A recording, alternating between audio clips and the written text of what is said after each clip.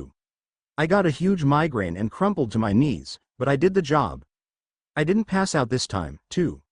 Ellie watched in awe and sat down next to me. She touched forehead and healed me again. That was awesome. I chuckled and wiped sweat off my brow. That was tiring, I told her. But still awesome, she added. Tomorrow, we work on combat enchantments. But for now, your dinner is waiting. Dinner was scrumptious. And surreal. All my favorite food was placed on the table. It reminded me of the feasts in Hogwarts, with all my favorite kinds of pudding. Before eating, Percy headed over to a giant fireplace and slid some of his steak into the fire, saying, "For Poseidon and all the gods." I'm guessing it was an offering of some sort. We stuffed our faces until we could eat no more and discussed our progress. I'd say we're sailing smoothly, Delian said. The Ezixers will never know what hit them. Speaking of those, Ezixers, Percy said. When are they coming? How much time do we have left? The Ezixers are coming on the first day of Salza, Ellie said. Salza is a feast in Divitio. You have probably noticed that we seem to be the only people here. That's because all the other diviners and oracles pop in and out of here. And the permanent residents live on the other side of Divitio, away from the great Deliantex, Delian said. Oh, you make me blush, sis. During Salza, all the residents come to our island and the next big prophecy is usually made. Not this year, though, Delian added, no great prophecy this year. Delian, I said, feeling a little queasy. There's something that's been bothering me lately. I need to ask you a question. Fire away, Delian answered. Well, I've been getting this vision, I said, and Percy nodded. Me too, he said. What sort of vision? Ellie asked. Well, it's shrouded in darkness, I explained, and then there's this blood-curdling, awful seam, and a flash of green. Ellie nearly choked, but Delian just nodded. Ah, he said coolly. That happened in Zalfia, the land of the Ezixers. The ruler of Zalfia is a serpent spirit dude who wants to rule the worlds. Naturally, Percy said sarcastically. He has great power, and he wants to use this power to become the Ultima, or the ruler of all. Ezixers are his army. Serpent spirit who wants to take over and become supreme ruler of all, I muttered. This all sounds very familiar. Delian nodded. Yes, he is much like Voldemort. Ruthless, merciless, determined, resourceful and powerful. His name is Fuego. You mean, like fire? Percy asked. Precisely, Delian said. If he's anything like Voldemort, I said, then he will stop at nothing to get what he wants. Innocent lives would be frivolous to him. Percy's pav so, this Fuego dude seems like a nice chap. If he wasn't, you know, ruthless and merciless and all. I mean, determined, resourceful and powerful could come in handy. I looked at Harry and studied his face. My eyes fell on his scar. I wondered how he got it, and I wondered about his story. The chosen one, they called him. The boy who lived. I was just Perseus Jackson. Percy. And while I had been chosen, too, Harry seemed way more amazing than me. He was exemplary. You're right, Ellie said. Voldemort and Fuego could be twins. Harry winced, as if recalling a bad memory. I made a mental note to ask him later, but not to seem too rash. You two should rest, Delian said. Sunrise at the cliff tomorrow. Delian and Ellie stood up and left. Harry was staring at a crumpet absent-mindedly. He was lost in a memory, and it seemed that if I didn't wake him up, he would be drowned in his own past. I placed a hand on his shoulder and he looked at me. I gave him a small smile, and he sighed. My parents were killed by Voldemort. When I was only a year old, he said, he wanted to kill me, because a prophecy was made that the one with the power to defeat the Dark Lord would be, well, me.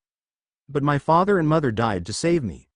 I was raised by my aunt and uncle, who hated me and hated wizardry, so I never knew. I felt really sorry for him. I couldn't imagine life without my parents, even if one is a god, and I rarely got to see him. I didn't know I'm a wizard until my 11th birthday, he continued. Apparently, I was a famous one because when Voldemort tried to kill me, it backfired on him. I survived with only my lightning scar. Then during my first year at Hogwarts, School of Witchcraft and Wizardry, I learned Voldemort was coming back. Bit by bit, he was returning. He was sort of attached to my defense against the dark arts teacher. He tried to kill me again, and failed again. Then my second year at Hogwarts started, and Voldemort's 16-year-old spirit, which was trapped in a diary, possessed one of my friends and released a basilisk. A serpent who can kill you just by looking straight into your eyes. Another failed attempt at killing me. Damn, I thought, this kid is awesome. And then I started my 3rd year. I found out Sirius Black, a deadly criminal, was trying to kill me, but he wasn't. He was framed. He was actually my godfather. And then, my 4th year. This is when things get even worse. I was entered into a contest. The Triwizard Tournament.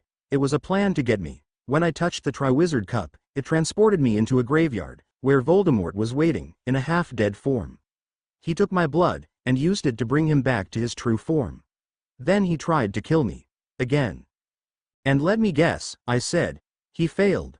Again. Yes, Harry said humorlessly. Then came the 5th year. This time, the Ministry was against me. They thought I was lying about Voldemort coming back to life. They shunned me, and made most of the wizarding world against me. I was even punished, but I managed to escape the Death Eaters, Voldemort's followers, and prove to the Ministry that I wasn't lying. Unfortunately, my godfather Sirius, my last connection to my parents. A lump formed in his throat and I felt even worse for him. His life was much more complicated than mine. Then my 6th year. That year, Albus Dumbledore, headmaster of Hogwarts, was killed by Severus Snape, but he left me a mission, to destroy all of Voldemort's Horcruxes, things that kept a bit of his soul, so that even if his physical body was destroyed, a bit of his soul would come back to life and he would be back. From his stories, I guessed Voldemort was not very nice. Then my 7th year, but I didn't go back to Hogwarts. Hermione, Ron and I were forced to flee. Voldemort was in control of the Ministry. We destroyed most of his Horcruxes. Then, I learned the truth. He took a least he had to recall bad memories for this. Severus Snape and Albus Dumbledore set Dumbledore's death up, because it was needed for Dumbledore's master plan, to get me killed. Whoa, wait, what? I asked, confused. He was a bad guy. No, Harry said, which confused me even more. I had to be killed. Voldemort accidentally made me a Horcrux. But you were the only one who could take him down, I yelled, and felt pretty stupid. Duh, something happened, because he was alive, in front of me. Well, Voldemort killed me, he said, but remember my 4th year? He took my blood, making our bond even stronger. So I came back to life, and finished the job. I was speechless. Harry's life was so unbelievable, but he left out details, I could tell so. He seemed so powerless and vulnerable right then. What about you? He asked me. What's up with your life? Well, it's not as impressively awesome as yours, I said. I found out I'm a demigod, trained, made an army and defeated Kronos, the Titan. The end. Harry smiled, but it wasn't a happy smile. It was a sad smile. I could see sorrow in his emerald eyes. Harry's paw. It felt strangely calming to talk to someone about my whole wizard life. Percy listened intently, as if I was a celebrity or something. Then we trudged back up to our rooms and I slept peacefully this time. Nothing disturbed me until the next morning. Percy and I went back up the cliff, where Delian and Ellie were waiting. Ellie and I walked back down to the meadow, talking casually, as if we trained for magic every day. Well, we kind of did, actually. Ellie, I said hesitantly, about last night. Delian told me the vision Percy and I got happened in Zelphia, but he didn't really explain much further, did he? No, she said, sighing. You're a smart kid, Harry. He left that part out on purpose. For you, actually. I was taken aback. Why? I asked. For me? Yeah, Ellie replied. Because Fuego used Avada Kedavra to kill the servant who wasn't able to enter Dividio as a spy. Silence. My mind stopped working. Delian thought that it would remind you too much of Voldemort and your painful past. Suddenly I hated green. It was the color of Avada Kedavra. The color of death. I hated leaves, plants, vegetables. I hated my eyes. I hated the color of my energy. I was linked to death. Harry, Ellie said. Then I cooled down. I didn't hate green. I didn't hate death. It was life. I hated life, not death. More precisely, I hated my life. The universe always asked too much of me. They needed a hero to step up to the plate and hit the home run. I did it before, and they wanted me to do it again. And unfortunately, I had to. Harry, Ellie's voice trailed off, then I landed back in Divitio. Sorry, I mumbled, lost myself there for a second. Now this Fuego bloke, you'll need to teach me some combat enchantments to defeat him. Ellie smiled and said, true. And I can feel what you feel, Harry. You don't want to have to go through something like this again. It's painful. But you're strong. And that's why the universe chose you. You are exemplary, Harry. I couldn't help but smile at her words. She pushed a stray lock of caramel hair behind her ear and bent her knees, spread her feet apart, one in front of the other, and locked her wrists together, pushing her open hands out. A purple energy orb spinned out of her palms and destroyed a boulder, crushing it into dust. Combat stance, she said, and I mimicked her earlier position. Now, feel the energy pulsing through you. Release it. Go. I forced my hands out and a green energy orb shot out of my palms and collided with another boulder, destroying it. Good, she said. That was called Sphere Shot, a basic combat move, but it can take out almost any minor opponent. Fun, I said, grinning stupidly. Now, stage 2, she said. She drew her hands back again, the same as before, but this time, energy collected in her palms. Then she leapt forward and separated her hands, creating a purple pulse that destroyed 5 boulders that popped up around her. She conjured another set of boulders and said, your turn, combat stance. I went into stance and mimicked her motions. A green pulse emerged from my hands and shattered the boulders. Quick learner, she said approvingly. That was called energy pulse. It radiates off you in the form of, well, a pulse.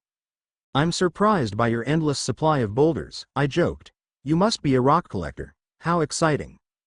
Ha, ha. Ha, she said, and went back into combat stance. Let's see if you can pull this one off. She was in a different stance this time, like a taekwondo stance. Her fists glowed purple and she began punching a boulder at amazing speed. Her figure was blurry. The boulder was reshaped into a life-size ellipsa statue. She smirked at me. Try it out. It's called swift, any motion, punch, slap, even dancing the hula, will do.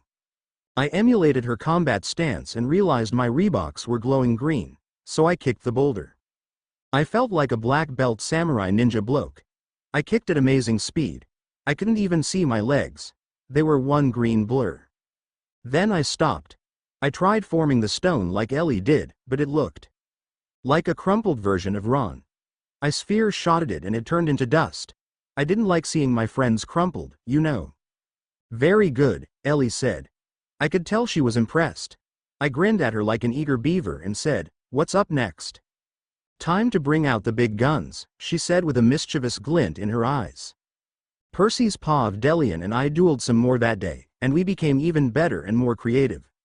He hit me with a huge stream of water and I smashed through an ice wall he made earlier, and the ice shards were heading for me. I made a water orb around me and ran in it, like a giant aquatic hamster ball. I ran straight for Delian and bowled him over, but he was quick. He froze my aqua ball and destroyed it with a flick of his hand. I showered the ice shards on him, but he dodged them nimbly and trapped me in an ice cage, which I took time to unfreeze. He aimed a powerful wave at me and I was blasted into the air. I took this as an opportunity. I made 5 water pillars rise. I stood on top of the tallest one and said the weird words Delian told me. Chiskquake. And bam! The water pillars all hunted Delian down, who plunged deep into the water and summoned strong currents to keep the pillars away. He then made an orb out of the currents around him, an invisible strong shield. They couldn't be seen underwater, but the force of the currents were strong. I made one around me too, and we collided with each other, creating the biggest water explosion ever. Delian and I emerged from the water laughing. We high-fived each other and used the water to guide us up the cliff again. That was very impressive, he said as we dried ourselves off with our powers. Remarkable. The water storm is hard to perfect. Huh, yeah, I said, sitting down. What next? Next, he said, we learn some water tactics. Specific ones, not like the ones we did just now and yesterday. Like what? I asked, standing back up. Like the ice surf, he said. He jumped back down to the sea and so did I. He lifted 2 tendrils of water and threw them in front of him, creating an icy wave. He kept doing so while skating over the ice. He looked like he was surfing on the ice, just as the name indicates. He skated back to me and said, "Try it, it's easier than it seems."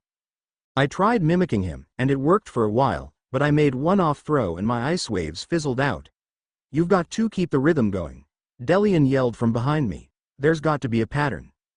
I tried again, imagining a drumbeat in my head and creating the ice waves in sync with the beat. 1, 2, 1, 2, 1, 2. It worked. I skated my way back to Delian, who nodded appreciatively. "Good work," he said. "Now try this." He made a giant dome in the water, freezing it in place. He jumped in and gestured for me to join him. "Keep firing ice discs from the top," he learn. I fired disc after disc of ice, and each one was sharper than the last. Delian weaved in and out of the disc's path, dodging them with such agility that I stared in amazement. Then he summoned one big column of water to destroy all the discs, and he skated over to me. "This exercise is to help your speed and agility when ice surfing," he said. "Ready?" "Oh yeah," I said with anticipation. I skated away from him, and he began shooting discs of ice around the dome. I skated around them, between them, behind them. I felt great. But then this disc had gotten so close that I jumped up, and I wasn't able to regain my footing. I collapsed on the ice and clumsily dodged the discs until Delian demolished them. "You okay?" he called as he skated over to me. "Yeah," I muttered as he approached. "Harder than I thought." "Try this," he said, pulling me up on my feet. "Imagine you're minutes away from the deadline of rescuing Annabeth. She's somewhere on the other side of the dome. You've got to skate across to save her from, Kronos."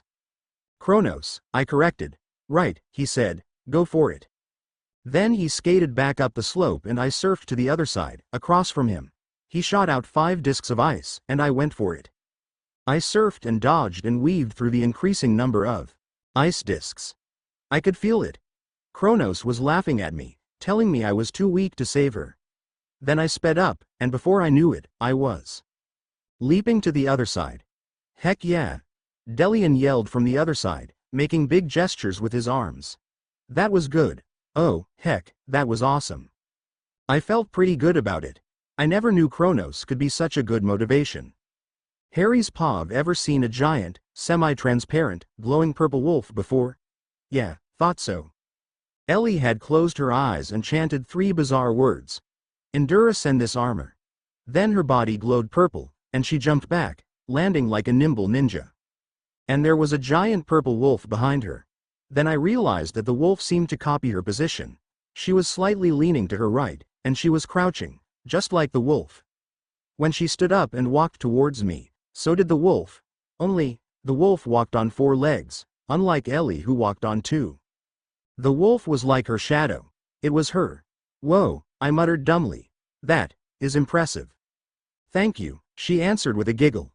"This wolf is my essence. Sort of like a spirit. It's perfect for combat, because even though it seems like it isn't solid, it is very much capable of hitting and attacking. The form of the essence depends on the host's persona."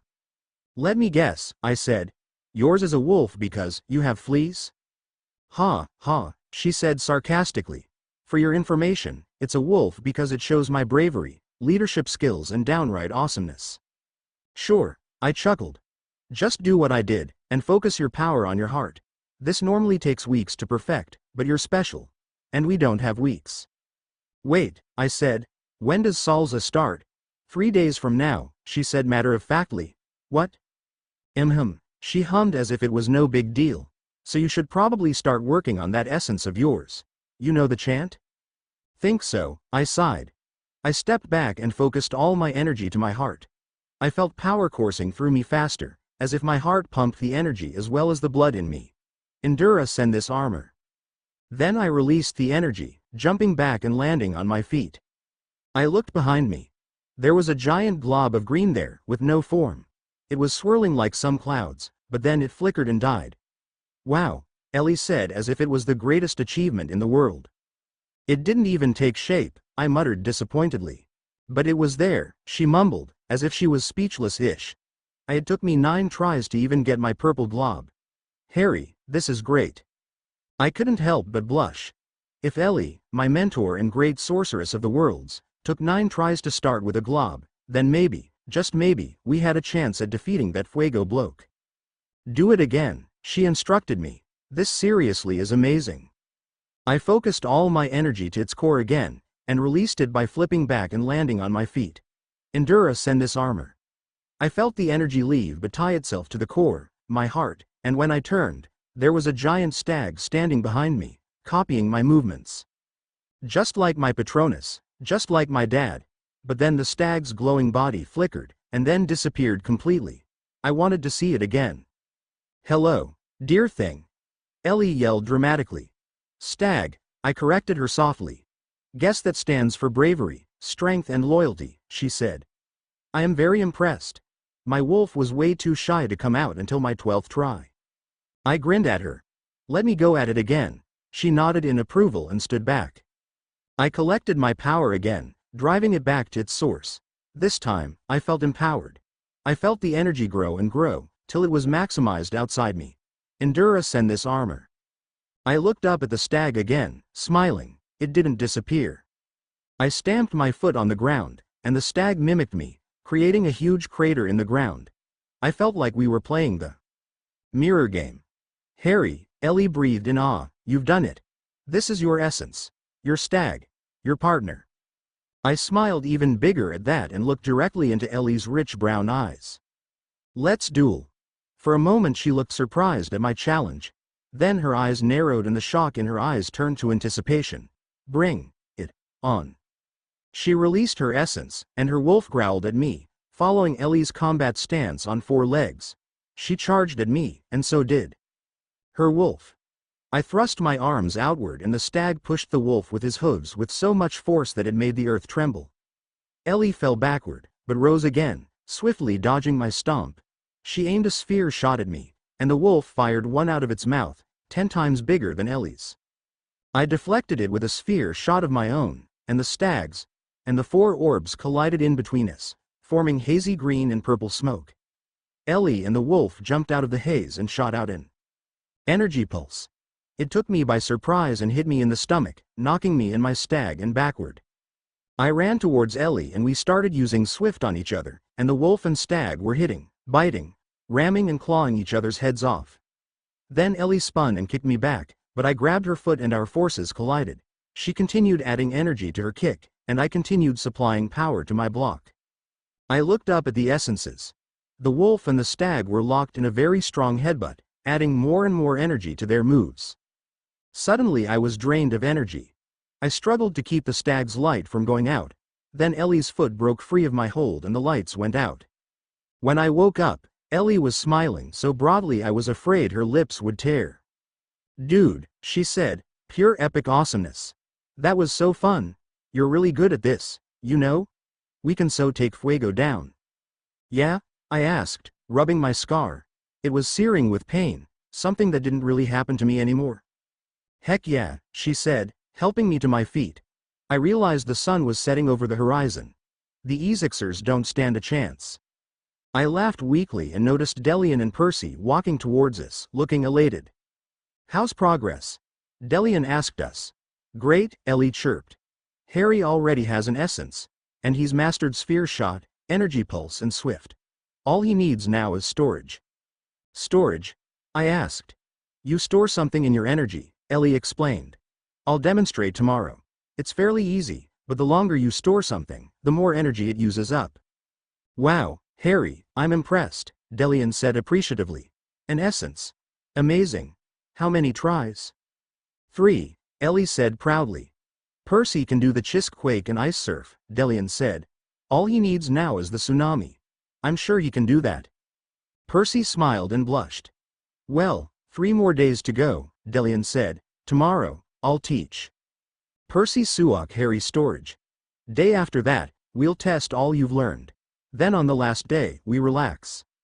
Percy's paw of the night air was breezy and cold, just like how it felt back at camp.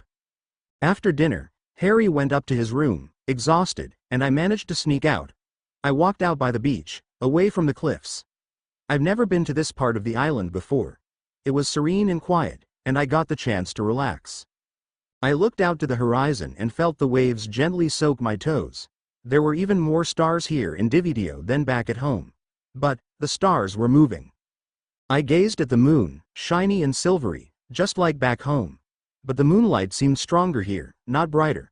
Just stronger. "What are you doing here?" Harry's voice asked from behind me, making me jump. "Sorry, didn't mean to startle you," he added. I turned around, but Harry wasn't there.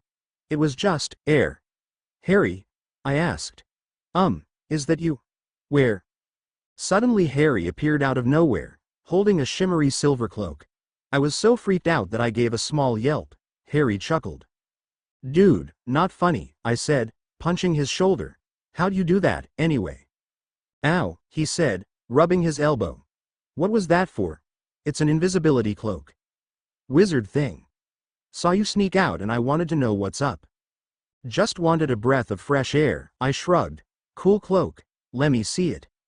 He handed me the cloak, and it felt so delicate in my hands that I thought a touch would rip the seams up. I ran my hand over the fabric and held my other hand under it, and my hand, and the cloak, disappeared. "Awesome," I breathed. Harry sat down on a nearby boulder and looked up at the stars. "Funny," he mumbled in deep thought, "never knew the stars moved here. But then again, this place is so different from ours, I wouldn't be surprised by anything." "Too true," I said. "I wonder how I got myself into messes like these." Here, Harry mumbled. "Well, I'm going back to the mansion. Can I have my cloak back, please?" I handed him the cloak and I watched as he draped it over his head and disappeared into the darkness. I looked up at the sky again, and followed him. I didn't see him, but I memorized my way back. I entered the mansion and went up to his room, careful not to step into the abyss. Harry," I said, stepping onto the moving platform that led to his bedplace, platform room thing. But Harry wasn't there. Instead, there was a note. "Salsa is about to start. Dear Deliantex. Prepare to go down. Your two of destiny will be nothing compared to my Ezixers and darkness warriors. I wish you death, Fuego." Suddenly there was a bang. Like the sound of Harry's apparition and a flash of green light, like the one in my vision. Then there was another green flash, then another bang, followed by screaming. I ran out the back door and saw Harry crumpled on the ground, motionless. Harry's paw of why did these stuff happen to me?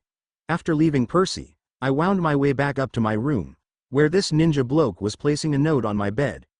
When he noticed me, he hurled himself over the abyss and knocked me over, running out the back door. I ran after him, trying to dodge his beams of darkness. Once, a beam scraped off my shoulder and it felt so cold, like the feeling you get when there's a Dementor around. Bang! I narrowly dodged a huge, flaming darkness beam that collided with a tree. The tree didn't make it. Poor tree. I released an energy pulse and followed it up with a sphere shot. The ninja bloke leapt over the pulse, but the sphere shot knocked him down, driving him into the energy pulse. He seemed broken, but he fired another flaming darkness beam that hit me right at the chest. It caused unbearable pain that seemed to erupt from my heart and sear through the rest of my body. And it felt cold, lifeless and hopeless. I yelled and twitched and flailed, and I couldn't help but feel like I was under the Cruciatus curse while a Dementor was around. That's pretty much how it felt. Then the pain abruptly stopped, and the ninja bloke was gone. I couldn't get up, so I just lay there, trying to even out my breathing. "Dude," Percy's voice came from behind me, "Dude, please don't be dead." Then he was beside me, trying to find a pulse. "Hey," was all I managed to say, just to let him know I wasn't dead. "Oh thank gods," he said, dropping my hand. "I couldn't find your pulse." "Damn, what happened?" "Oh, some powerful foul git attacked me," I said casually, trying, and failing, to sit up. Nothing out of the usual. "What? Was it an Ezixer?" Percy asked, helping me lean on a tree to sit up. "I mean, yeah, we don't know what they look like, but you know." "Yeah," I said, "I think so.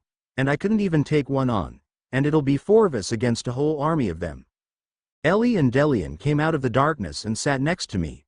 Ellie touched my forehead and healed me again. "So we heard what happened," Delian said. "This is bad. That was no Ezixer. That was a darkness warrior." "No," Ellie mumbled. "No, that can't be. Darkness warriors were defeated by the Umbri long ago. Fuego resurrected them?" "Yeah, I guess so. Delian said certainly. And our Umbri aren't enough to destroy them and the Ezixers. What we need is the flames, Ellie said, standing up. We'll go ahead and try to call them. Harry, you just master what I've taught you. Storage isn't that helpful, anyway. I nodded and stood up with the other boys. Delian gave us a reassuring smile and went off with Ellie. You too, Percy, he called. This, my friend, Percy said, is the start of something much bigger than we could ever imagine. First chappie out, yay. Well, sem break is about to start, so I have plenty of time to get on with the rest of it. I want at least 3 reviews before I release my second chappie. Thanks, D. Chapter 2 Woohoo. Okay, I'm really pleased with the reviews I got for the first part. I think that last upload was too long to be one chapter, so I'm calling it the first part. And now I welcome you to part 2. This one is a lot shorter, though. By the highway, thanks so much for your support, really, thank you. And, I'm really new at this, and my Microsoft Word refuses to cooperate with me, so I'm forced to use Notepad. So don't expect it to be exemplary or anything. Disclaimer. I do not own PJO and HP. I only own the characters I made for this. Percy's POV. After all the crazy things that happen to me, I rarely get surprised. Okay, that was a major lie, but I still try to prepare myself for anything and everything. Like, for example, being sucked into some world called Divideo with the hero of the wizarding world and being trained by some master dude to defeat an army of Ezixers in Darkness Warriors. No, I'll admit, I wasn't prepared for that, but after that, you pretty much expect the whole world to explode. Ahem, I mean, the whole world's, if that makes sense. Ellipsa and Deliantex went off to call the flames, which sounded pretty weird to me. I mean, our enemy's name is Fuego, meaning fire. So, these flames seem like they belong to Fuego. Oh well. They left me and Harry to master our moves. I practiced back at the cliffside, launching ice knives and tidal waves as I surfed. It felt pretty liberating, being able to practice without Delian pointing out all my flaws and imperfections. I mean, Delian's a nice guy and all, but he's a perfectionist. The exact opposite of what I am. I surfed and shot and launched and dodged all morning. There was only one thing on my mind, and it was really disturbing. Harry was defeated by a Darkness Warrior. I've seen what Harry is capable of doing, and by Zeus, it's amazing. In the whole wizarding world, Harry was chosen to defeat that Voldemort guy. And he did. He finished the job. But seeing him defeated like that, these Darkness Warriors mean business. I launched a final tidal wave and tried the cheesecake thing again. I know, it's Chisquake. But Chisquake doesn't sound as awesome as cheesecake. Then I hauled up my hands and threw them down, creating a feeble tsunami. Tsunami was the move Delian was suppo. Tomorrow, they were supposed to test us. The day after that was supposed to be a rest day. But they went to call some flames. What if we don't get our rest day? What if they don't come back in time? What if Harry and I have to face Fuego's army alone? Harry's POV. Life is beautiful. That is, if you aren't me. Delian and Ellie went off to call some flame blokes, and Percy and I were left with the task of mastering our moves. I was in the meadow again, launching sphere shot after sphere shot, energy pulse after energy pulse, swift after swift. After mastering the basic combat enchantments, I summoned my stag. It glowed green in the bright division light, and it stood strong and sturdy, ready to fight with me. I crushed about 30 boulders with it and sat down on another one to think. It's me, Percy, Ellie, Delian, the Umbri and the flames against Fuego, his Darkness Warriors and Ezixers. It sounded like a pretty good matchup to me, but after being defeated by that Darkness Warrior, I began losing hope. Without Hermione and Ron around, I felt vulnerable. They've been through almost everything with me. In fact, I was beginning to question my so-called greatness. What if my triumphs were based on their skills rather than mine? But no, I was the chosen one. Even the chosen one needs people behind him for support, and this time, I've got Percy, Ellie and Delian. Not to mention the flames and Umbri. I tried summoning a tablet from my room, like the energy division one. I didn't really expect it to work, but it did, only, it wasn't a tablet. A thick, moldy book was floating towards me, finally resting in my hands. I blew the dust on the cover and read the title, Magix Encanto. I brushed the dust off the table of contents and saw storage. I flipped to that page and gently smeared off the dust and molds. Storage is an old enchantment used by witches and wizards to store, hide, or keep things. The wizard must focus his energy to the core, the heart, and release it in the form of a doorway. The doorway, like an essence, takes the form of something that stands as a symbol to the wizard. The wizard must then thrust his energy outward and encase the object of choice. The wizard may store as many things as he is capable of, but the longer you store, the more energy it uses up. The stored items are kept in the cellias of a wizard. This is a space in the mind rarely used by non-magicals. The space, like the essence and doorway, may take the form of a place special to the wizard. I imagined my cellias. It was the Quidditch field back at Hogwarts. It was liberating to see a familiar place filled with amazing memories. I summoned my energy to my heart and felt it coursing through my body. I thrust it outward, and in front of me stood the mirror of Arised, like a door. I encased a boulder and it disappeared into the mirror. Then I released my energy and the boulder rolled out of thin air. Interesting, I thought. Percy's Babeh trudged back up to the mansion, hoping lunch was on the table. I realized that I hadn't eaten lunch in a long time. Harry was already there, sitting and staring at the 40-person table. I watched in awe as he encased the whole table in a mirror of some sort, and he released it. The table was filled with food. I'm guessing that was storage? I asked as he whirled around to look at me. Yeah, he said.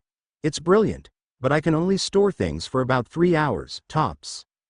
Pretty good, I said, taking a seat. Harry sat down on his usual chair, across from me. He piled mashed potatoes on his plate and added some lamb chops. I got a T-bone steak and cut off a piece, placing it into the fireplace as an offering to the Greek gods. Have you been trying out tsunami? Harry asked me. Yeah, I answered, it's a lion of a move, but it's a lion cub for me. I've got to strengthen it and turn it into a full-grown lion. I'm sure you can do it, he assured me. He sounded so certain. Do you think we can do this? I asked him softly after a moment of silence. Defeat Fuego? Save Divitio? And all the other dimensions? Harry looked at me with such fierce eyes I couldn't help but feel brave. Well, he said, we've got to, right? What other choice do we have? Even if we don't like it, it's in our hands. We've got to do it. He had a sort of good ferocity in his voice. I nodded at him, and I felt a sort of kinship. Harry was a lot more than you would think he was. After eating, we thought we'd take a rest for a while. We went down to the chill room and played a bit of Tekken. It was Harry's first time, ever. He's never held a controller before, but he was good. Maybe he was magically cheating. Then we rested on the giant 20-person hammock for a while, and I fell asleep. Perseus, Perseus, oh, Percy. A voice called in my ear, getting more and more impatient. Percy. I opened my eyes abruptly and saw I was in the ocean with my father once again. I sat up and looked at him questioningly. Congratulations, he said approvingly, you did well, very well. Thanks, I said, but something tells me you didn't come here to congratulate me. Oh, how right you are, he replied. I have come here with a warning. A warning? Fuego is up to something, he said grimly, and it is not just to become Ultima. Deliantex knows this, but he is having a hard time figuring it out. Fuego had another trick up his sleeve. No way. I was about to ask more about it when Dad disappeared and I woke up. Harry's paw Percy fell asleep, so I decided to take a stroll around the island. I tried to find the Colosseum where we met Delian, but it was hidden by trees and exotic plants. After a few minutes of searching, I found a beautiful tiny meadow, with a lake and waterfall around the center. I took a few steps towards the lake when I saw a small opening near the waterfall. I wasn't usually the headstrong type. I always tried to weigh out the pros and cons of pretty much everything I do. But this wasn't a normal cave. I could feel I went right in and found myself in a long, winding pathway.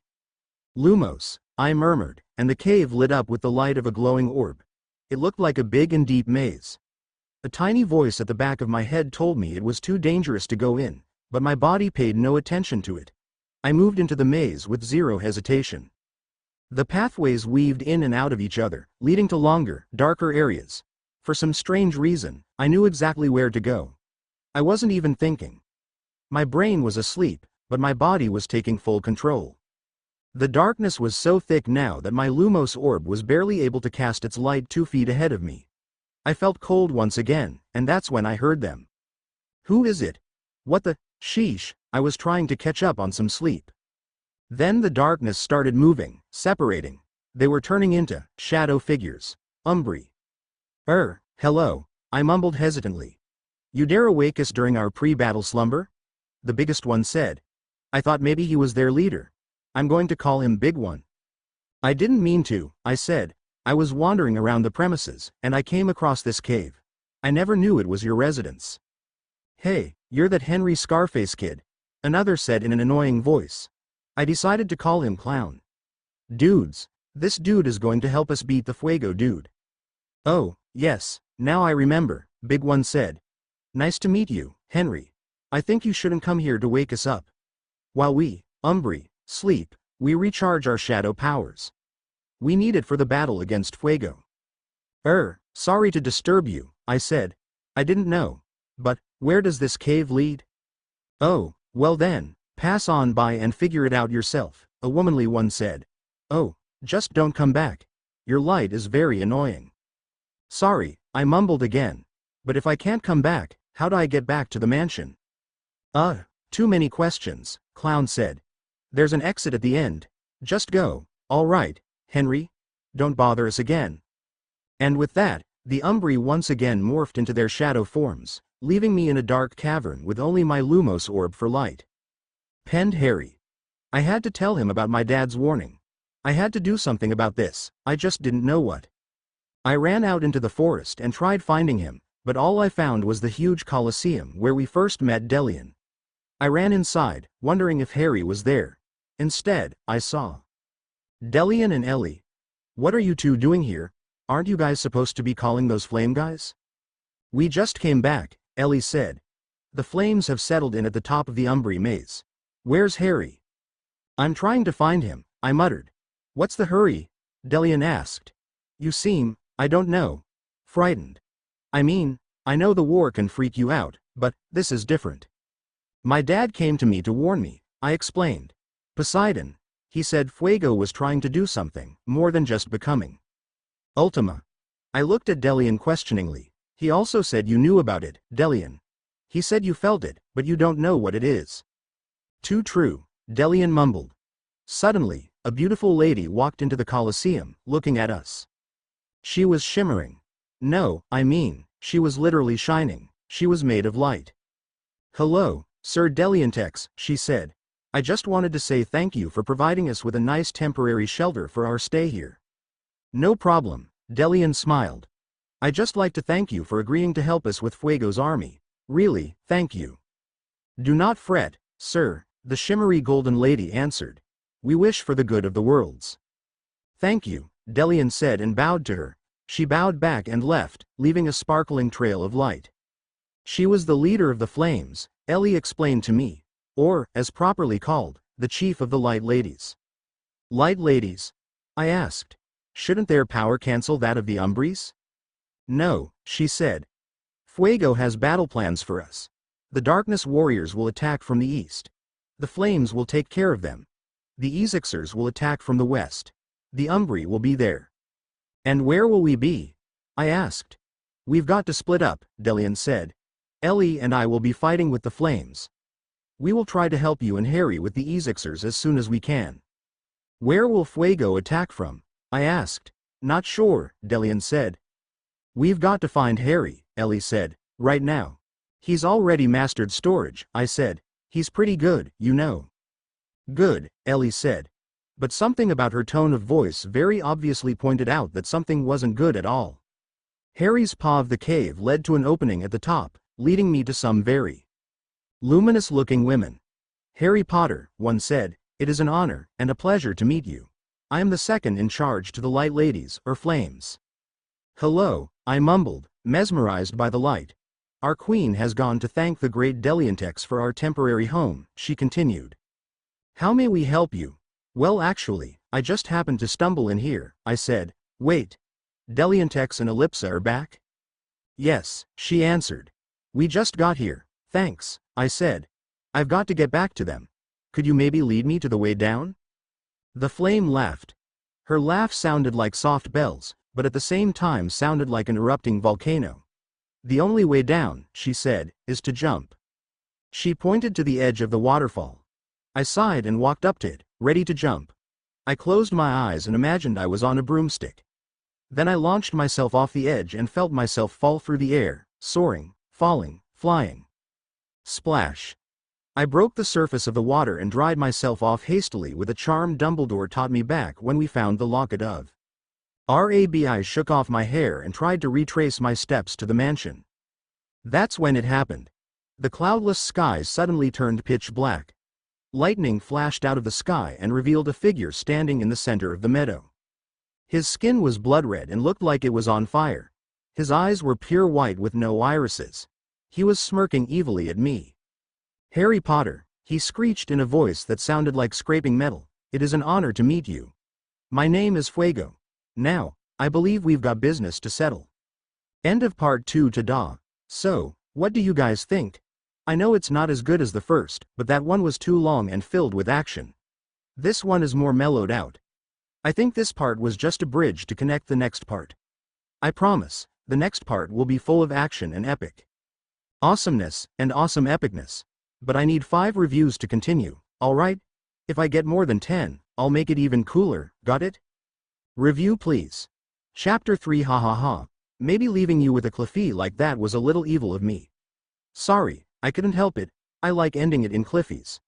Makes me feel all evil. Muahaha cough asterisk ha ha ha ha. And here's the part filled with awesome epicness and epic awesomeness. Percy's POV something was definitely not good. The sky turned an eerie dark color, and lightning flashed everywhere.